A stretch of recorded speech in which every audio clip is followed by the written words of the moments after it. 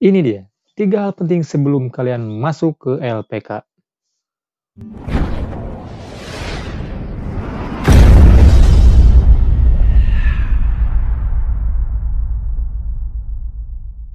Assalamualaikum warahmatullahi wabarakatuh. Halo teman-teman semuanya, selamat datang kembali di channel Denurios.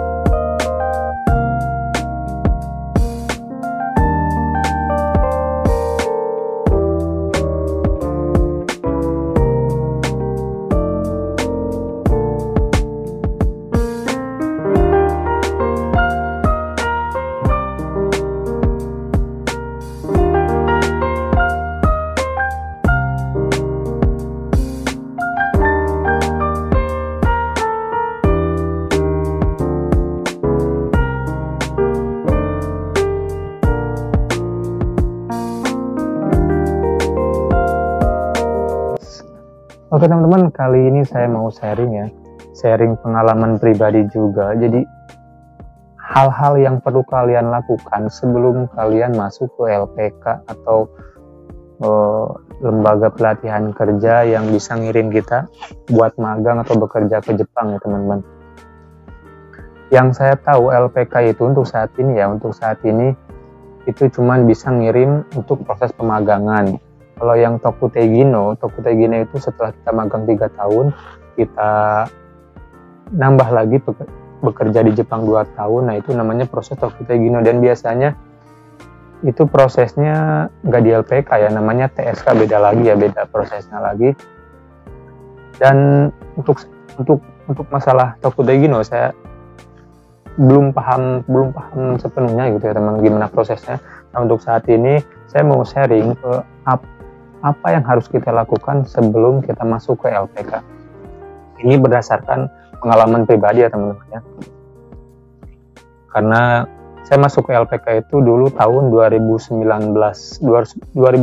akhir lah, sebelum corona melanda. Saya masuk ke LPK dan setelah dinyatakan lulus, saya gagal buat berangkat ya teman-teman, karena corona jadi nggak bisa terbang ke Jepang.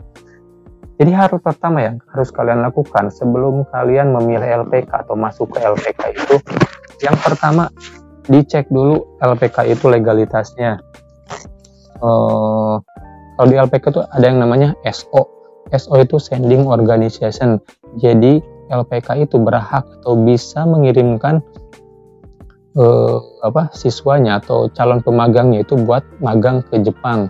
Jadi udah legalitas tuh, dia udah punya hak, udah punya izin buat ngirim siswanya atau calon pemagangnya buat magang ke Jepang ya teman-teman. Itu hal yang pertama, itu yang penting sekali ya teman-teman. Ada yang belum SO ada. Jadi dia hanya menampung siswa untuk pembelajaran ya, untuk belajar sampai dia cakep atau bisa berbicara atau kaiwa ya di dalam bahasa Jepang. Nah kemudian nanti ketika ada tes di LPK yang udah SO atau yang udah kerjasama sama LPK yang belum SO tersebut, nah kita diikut sertakan untuk tesnya. Biasanya seperti itu ya teman-teman.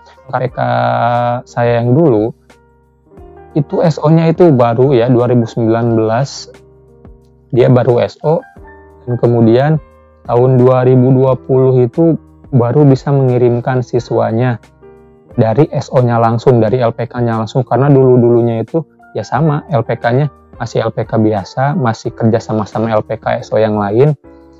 Jadi cuman nyiapin siswa, ikut sertakan tes ke LPK yang udah SO kayak gitu ya teman-teman. Dan cuman tahun 2019 sudah SO, dan 2020 itu pertama ngirim dari LPK tersebut. Siswa pertama itu 2020 ya, LPK-nya udah bisa ngirim siswanya ke Jepang kayak gitu teman-teman. Itu hal yang paling penting ya, karena banyak kasus penipuan yang dianggap penipuan itu bukan penipuan sebenarnya seperti ini teman-teman.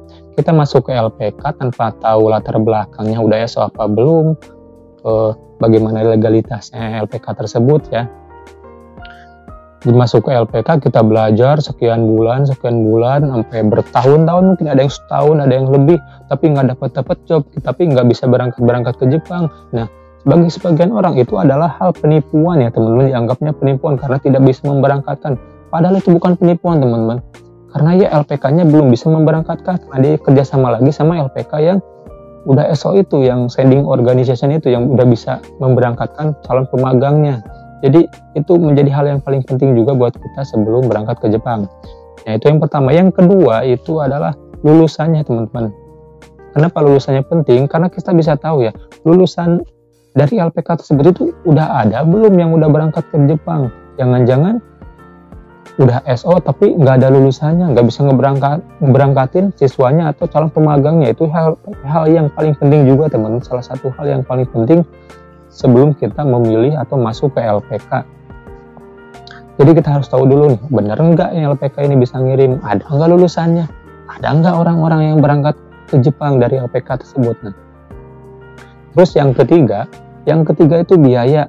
Kita harus rinci nih biayanya apa aja, apakah disediain mes, apakah disediakan makan, atau disediakan alat belajarnya bagaimana, itu kita harus tahu ya teman-teman. Karena saya dulu itu pas pertama masuk itu biayanya itu sekitar 5.500.000 kalau nggak salah ya. Itu tahun 2019, dan itu pembelajaran hanya setara N5 ya. Pembelajaran hanya setara N5, dulu 5.500.000. Itu udah termasuk biaya buat mes. Kita disediakan tempat tinggal di LPK tersebut, dan disediakan dapur peralatan. Cuman untuk makan itu kita pribadi kita beli sendiri.